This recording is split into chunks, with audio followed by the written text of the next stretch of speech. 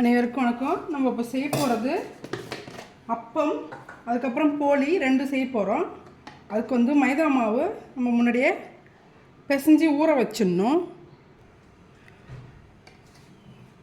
இந்த கப்பால் சின்ன கப்பு இது, அதனால் 4 கப்பு போட்டுக்கலாம்.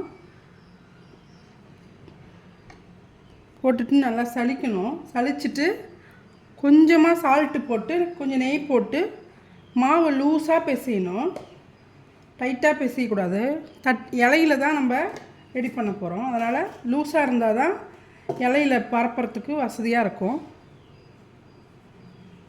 இது மாதிரி சலிச்சுக்கோங்க. கட்டி எதோ பூச்சி எதாவது இருந்தால் எடுத்துக்கலாம். சுத்தமாக இருக்குது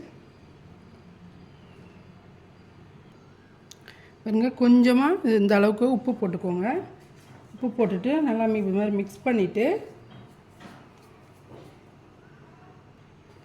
அப்புறம் நெய் ஒரு 4 ஸ்பூன் அளவுக்கு போட்டுக்கலாம்.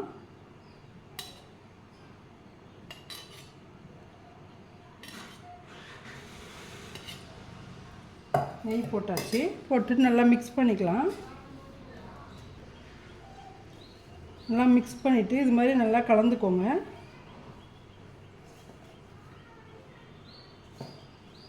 கலந்துட்டு பிடிச்சி பாருங்கள்.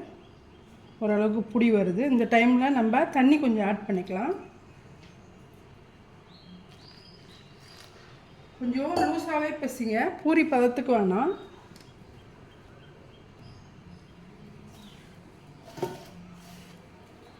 கொஞ்சம் தண்ணி போட்டுக்கலாம்.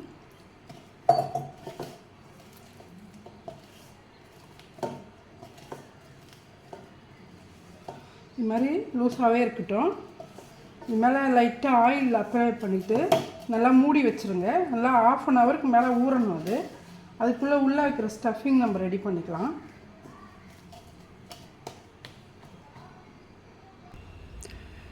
போலிக்கு நம்ம கடலைப்பருப்பு வேக வச்சுருக்கோம். இங்கே பாருங்கள், அரை வேக்காடு வேக வச்சுட்டு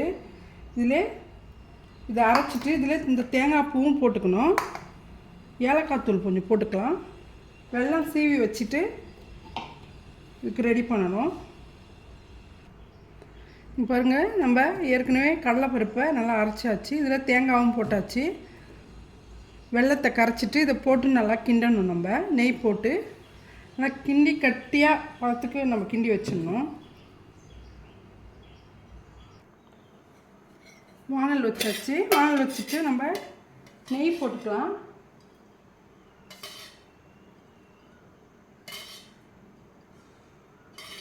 நெய் ஒரு 4 ஸ்பூன் போட்டிருக்கேன். அது சூடாகட்டும். அதுக்கப்புறம் வெல்லத்தை கரைச்சிட்டு நெய்யில் நம்ம அரைச்சி வச்ச கடலைப்பருப்பை அதில் போட்டுக்கலாம்.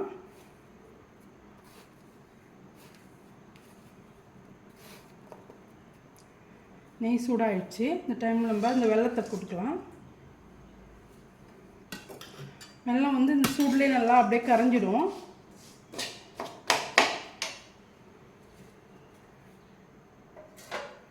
வெல்லத்தில் மண் இருந்தால் நம்ம கரைச்சிட்டு ஊற்றணும். இது கொஞ்சம் நல்ல வெல்லம், அதனால் நம்ம அப்படியே கரைச்சிக்கலாம்.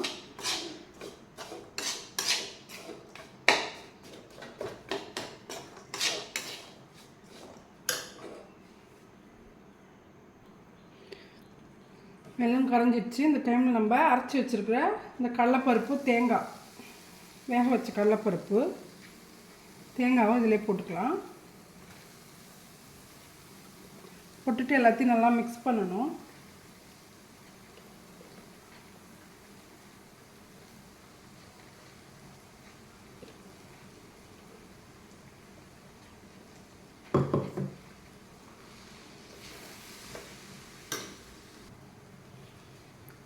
பாருங்க, இது மாதிரி நல்லா கிண்டுங்க. நல்லா ஆற வச்சிடணும்.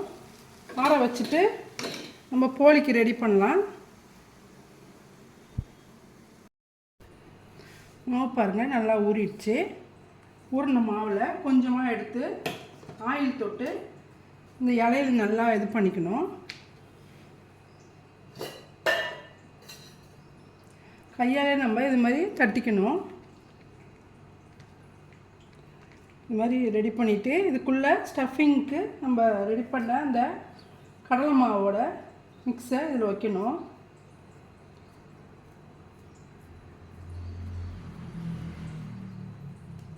இதுக்குள்ளே வச்சு இதை மூடிக்கலாம்.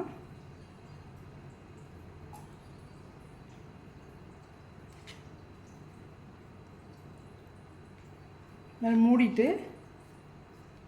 நல்லா நைஸாக தட்டணும். இதை இது மாதிரி கையால் தட்டிக்கலாம்.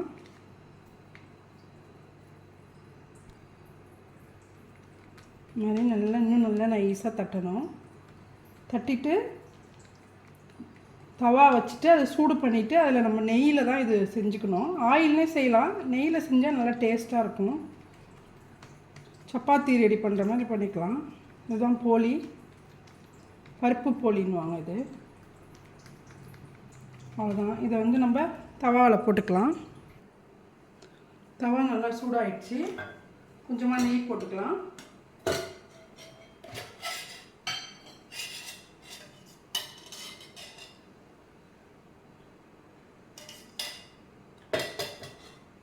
நெய் சூடாக வந்து நம்ம இந்த தட்டி வச்சுருக்கிற கோழி இதில் போட்டுக்கலாம். இது நல்லா வேகட்டும்.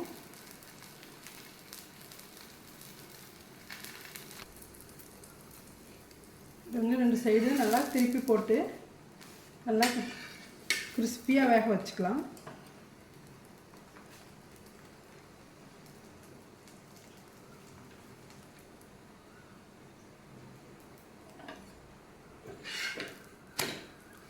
கொஞ்ச நேரம் வேகும்போது திருப்பி போட்டால் தீயாமல் நல்லா நின்று வேகும்.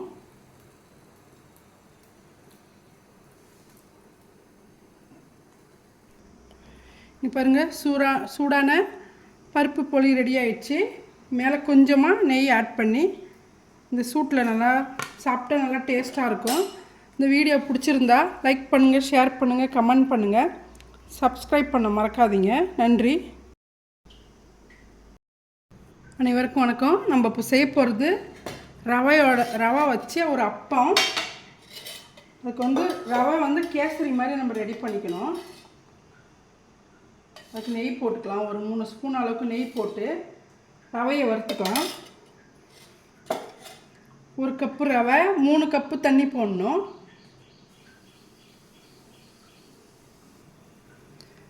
ரவையை நல்லா நம்ம வறுத்துக்கலாம்.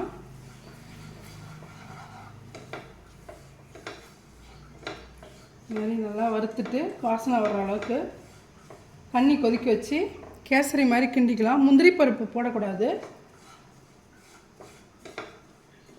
அப்பம் தட்டுறதுக்கு வந்து முந்திரி பருப்பு போட்டால் அது வந்து தட்ட முடியாது. இலையில தான் வச்சு தட்டலாம். இலை, பிளாஸ்டிக் கவர் எது இருந்தாலும் நம்ம போட்டு தட்டிக்கலாம். ரவை வறுத்தாச்சு. இதை எடுத்துட்டு இதெல்லாம் 1 கப்பு ரவை போட்டோம்.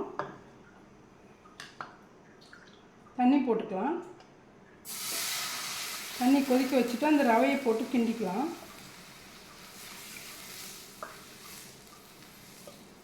3 கப்பு தண்ணி போட்டாச்சு. இது கொதிக்கிட்டோம். தண்ணி கொதிக்குது. இதில் நம்ம ஏலக்காய் பொடி கொஞ்சம் போட்டுக்கலாம்.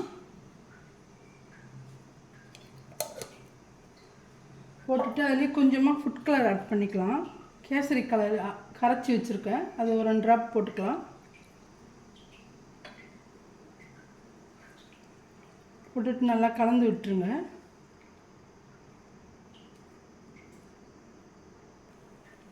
தண்ணி கொதிக்குது. இந்த டைமில் நம்ம கொஞ்சம் கொஞ்சமாக போட்டு இந்த ரவையை கிண்டிக்கலாம்.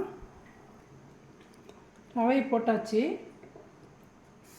கலர் கொஞ்சம் கம்மியாக இருக்குது, இன்னும் கொஞ்சம் ஆட் பண்ணிக்கலாம்.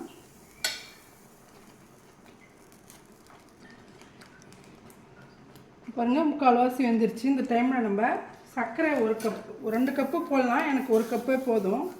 ஸ்வீட் கம்மியாக சாப்பிட்றவங்க 1 கப்பு போட்டுக்கோங்க.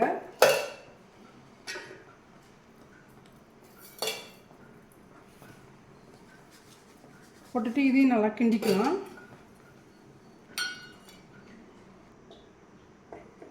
நல்லா திக்காக வர வரைக்கும் கிண்டணும்.